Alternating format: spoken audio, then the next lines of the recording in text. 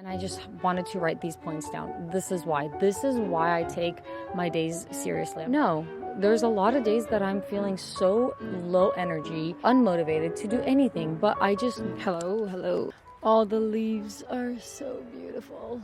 Okay, hi, welcome to my channel.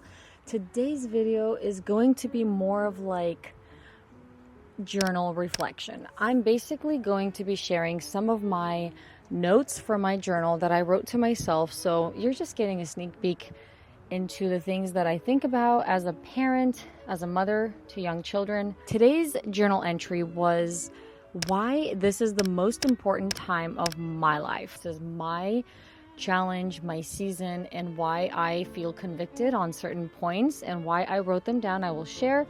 But if you are a mother to young children, I don't know, young meaning 0 to 10 years old, whatever you define as young children. But if you have young children, you can, take whatever you want from this and apply it to your life. Be inspired by it, be challenged by it. So I don't know, here we go. My very first point, this is my time right now. I don't have yesterday. I don't have tomorrow. I only have right now. That's all I have. Just recognizing that I'm in the season of where I'm at. I am where I am. And because this is where I am, it is the most important time to me now. Currently, I am raising children, and I understand the importance of taking my current moment seriously with them because the future will be affected depending on what I do today with them. And quite frankly, anyone, whether married, single, kids, no kids, doesn't matter. Your most important moment is right now because that is all you have. You don't have yesterday, you don't have tomorrow. You have right now, and that's all you have. So what you do with right now is going to affect the next few moments of your life. And those few moments will affect the next few moments, so on and so forth. So just recognizing the power of this moment and the responsibility with that. That's it. That was the first point. Right now is all you have. Just take that in. Point number 2. I will have an effect on their future.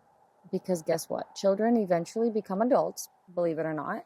They grow up and they get to the point where they make decisions for themselves. They are on their own and they're facing this life. There's so many things that are going to come at them and they have to make up their mind for themselves. They have to be confident. They have to be strong, or at least that's what I would want them to see. So thinking a step into their future, my question becomes, what do I want to see in them as adults? What kind of life do I pray for them to have? What do I hope to see in them? And the second question is, do I have a way to affect that? Do I have any impact that I could do today that is going to hopefully send them in the path of righteousness, in the path of success and thriving as an adult? And I strongly believe, of course, I do. The Bible says in Proverbs 22:6, train up a child in the way he should go. Even when he is old, he will not depart from it. Meaning whatever you put into your child while they're young, it will carry on with them. The phrase train up a child means to instill good habits, values, and wisdom from a young age. What is a young age? As early as possible. So if you feel like you wasted a couple years and you haven't done the best that you can do, the best time to start is now, whenever you can. However young or old they are, start now. That's what I'm telling myself this. So knowing that I could change and affect the future of my children, which of course will affect the world and other people around them, lays a really big responsibility on me. And it gives me a sense of urgency, a sense of almost a burden, but in a happy way. I guess the best word is responsibility. It's a responsibility. It's a big task that the Lord entrusted me with. And I don't want to fail. I don't want to fail at it. I know that this is the best shot I got is while they're young. And personally, I find the best way to instill good habits, to train up my children, is by demonstrating the things I want to see in them. Demonstrating love, compassion, forgiveness, hospitality, responsibility, hard work, self-control, joyful. If I'm not showing them what joy looks like, they have nothing to copy. Yes, life will teach them. As they get older, Life will teach them, and sometimes in hard ways. But if I can do anything on my part, which I can, to eliminate hardships and going through life the hard way, I will do whatever I can do to have an effect on my children when they are adults. What I need to do, which is the hardest part, is work on myself today. What can I do today to show my children that this is what success looks like as an adult? What can I do today to show them that this is what faithfulness and true joy and happiness and hard work and responsibility looks like, and that it pays off, that it is worth it. It is worth putting in the hard work. It is worth waking up in the morning and reading my Bible and doing all the things because it helps me to fight the battles that I face on a daily basis. And they see that. They see that they're watching. Kids are watching. They have eyes. They have ears. There's things that they repeat that I'm like, wow, I said that once. And they pick up on all this stuff. So I just think that's the hardest thing, is working on yourself. But you can do it. We can do it. With the help of the Holy Spirit, we can do it. As long as we're open to it, we're open to his correction, we're open to his disciplining us as adults, and just being willing to continually grow and make adjustments as needed, because I'm not perfect. And I tell my kids that all the time. I'm learning. Like you're learning, I'm also learning. And Jesus is teaching me every day. He speaks to me through my mind, through my thoughts, through my dreams, through the Bible, through books, socializing with other moms and other people. And I'm learning. So when I make a mistake, I ask for forgiveness and I move on. I make adjustments and I move on. That's what I believe it means to demonstrate. And if you feel like you have lost some years demonstrating what you want to see in your children, don't feel bad, but don't waste time. Love them better today. Do everything that you can today, and just start as soon as you can. It's the best thing I could say. There's things that I regret. There's things that I wish I could change in the past, but I can't do that. I can't go in the past. So I have to understand what today holds and what I can do, where I have control in today's moment. So to wrap up that point, I will one day stand before God and answer for the children that he has given me, one of the biggest responsibilities in my life. Currently, it is my biggest responsibility. It was given to me, and I will give an account for it, and so will you. My third bullet point is that this time with our children is so short. It's shorter than we think. When we compare it to the rest of our life, it's such a short moment. It's such a short season, because they will become teenagers and they'll be like wanting their own space, their own time. And yeah, there's hard moments. You know, what about all those cuddly moments? Lovey, special moments that, one day we will think back on and wish we could relive them, but they'll be gone. It just won't be the same when they're older and adults and, outgrown those cuddly moments. But so I try to remind myself of this is such a precious time. So I hug them longer for no reason. Sometimes I'll rock them to sleep even when they're not asking for it. And it's like they're not nursing babies. They're 7 and 4. They don't need to be rocked to sleep, but sometimes I do it anyway. It's just a rare, precious moment that I value so much more than ever before. I will say that my personal weakness is definitely feeling like I always have to be doing something and doing a task, keeping up with something, finishing something, whatever, you name it. I always just feel like there's something that needs to be done or taken care of. For me, I have to forcefully sometimes make myself to slow down, make myself listen longer, hold them longer, all those things that I just mentioned. It doesn't come super duper easy for me, but every time I do it, I'm so thankful for it. I'm so thankful for it. And so I don't know if it comes easy for you. Like my sisters, I think for them it comes a lot easier to just cuddle and sit for hours.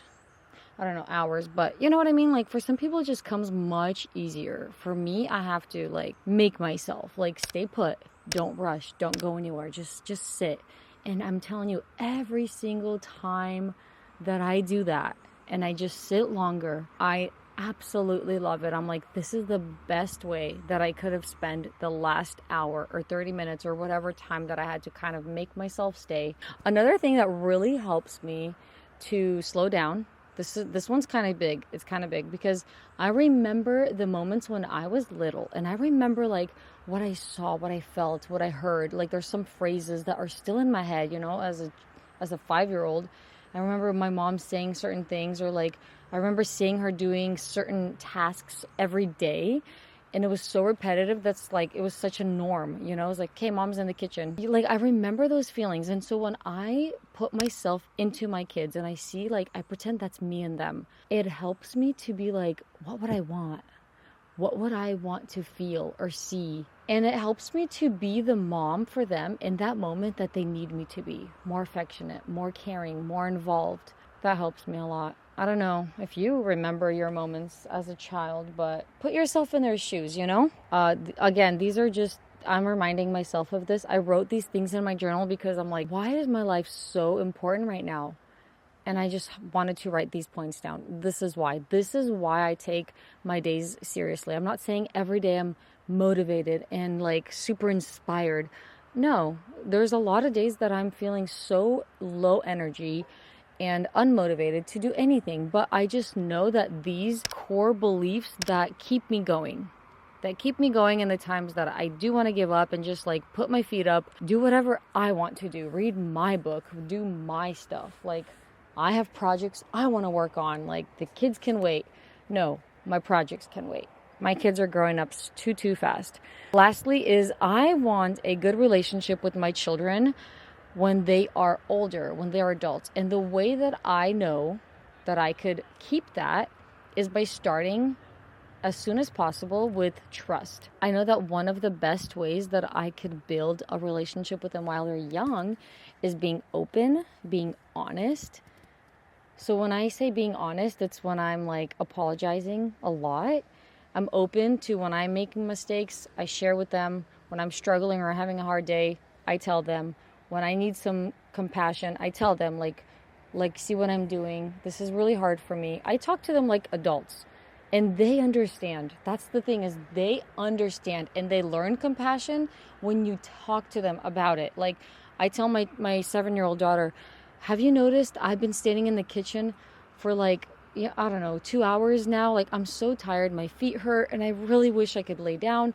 I want to relax.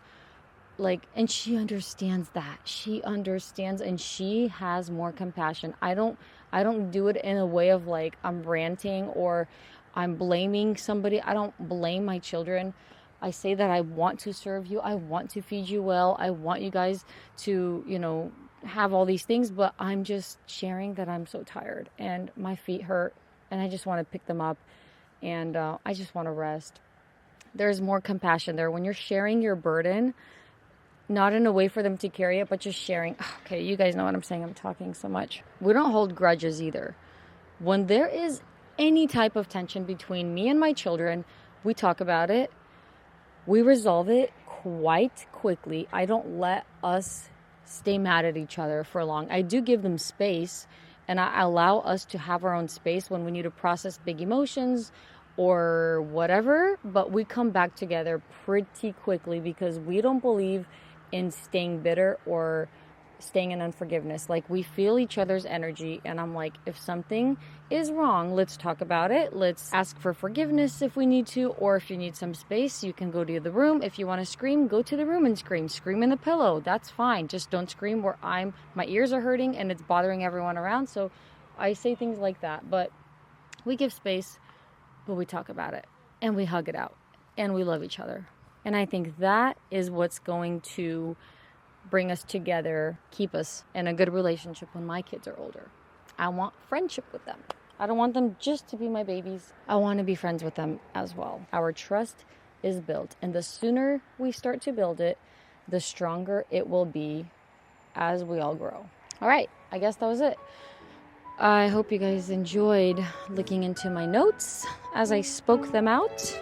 By the way, do you guys think I should do an interview with another mom that I look up to and just like ask questions. What do you guys think? Let me know. Let me know what your recommendations are for my next coming videos. Love to hang out with you guys and share my life and share my thoughts. Okay, God bless you, and bye-bye.